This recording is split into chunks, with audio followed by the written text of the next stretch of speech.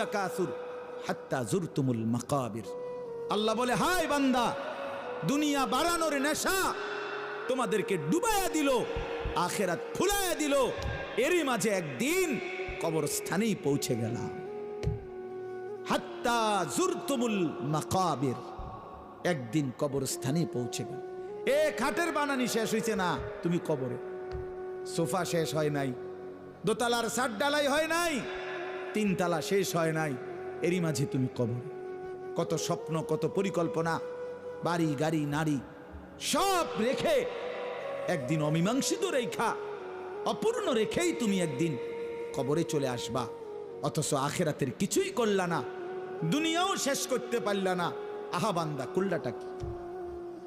আহা বন্ধু, কি করলা, কি করলা?